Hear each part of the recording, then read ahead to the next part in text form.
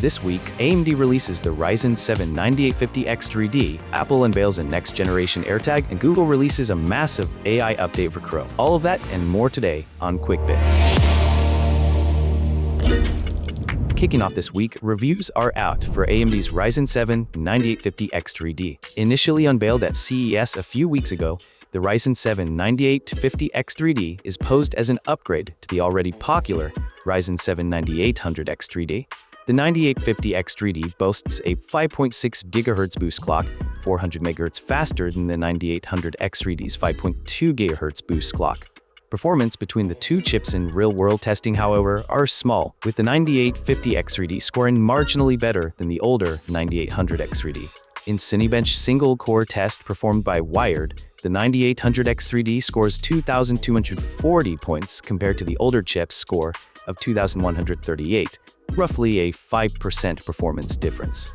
Multicore showed an even smaller difference between the chips, with the 9850X3D scoring 10 points better than the 9800X3D. Considering the extremely similar performance between the 9850X3D and the original 9800X3D, it's likely not worth upgrading to the 9850X3D if you already own the original 9800X3D. But if you're looking to upgrade to the AM5 platform, the 9850X3D is sure to give you the best performance possible.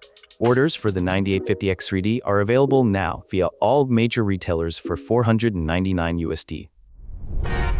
Next up, Apple released their second-generation AirTag. Building on the technology from the original AirTag released in 2021, the second-gen AirTag utilizes a new ultra-wideband chip, allowing for extended precision-finding range up to 50% compared to last gen.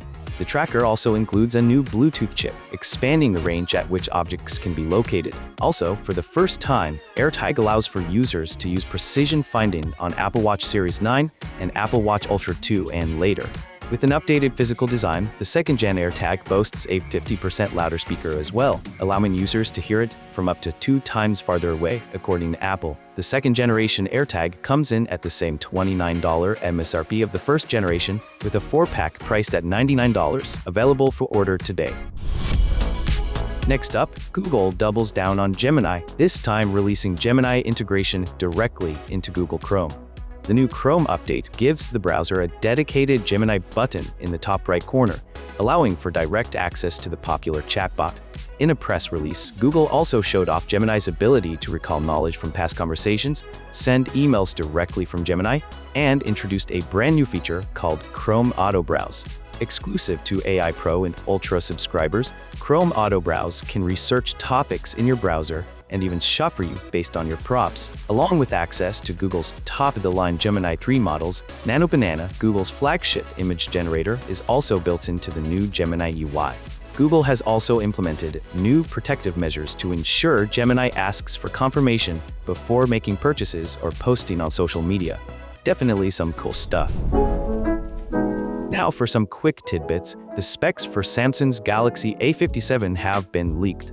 This year's A5 series mid-ranger brings upgraded performance and design in new leaked images. The leaked images show the same camera island as the Galaxy A56 and an impressively thin chassis at a rumored 6.9mm thick. The phone is expected to utilize an Exynos 1680, one of Samsung's in-house chips, up to 12 GB of RAM and 256 GB of storage.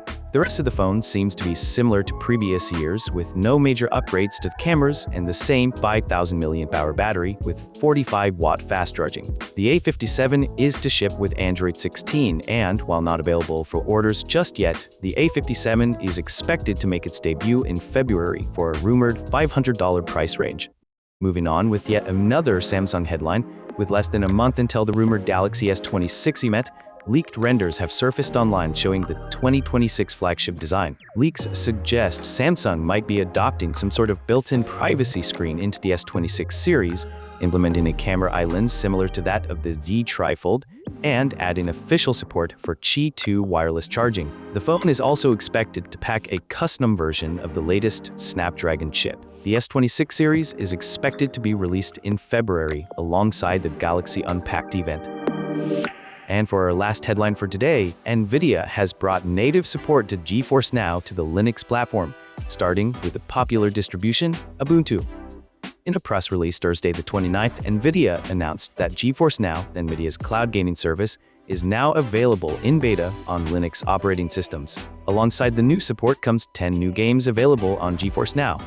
NVIDIA claims that users can stream games up to 5K resolution at 120 frames per second or 1080p at 360 frames per second.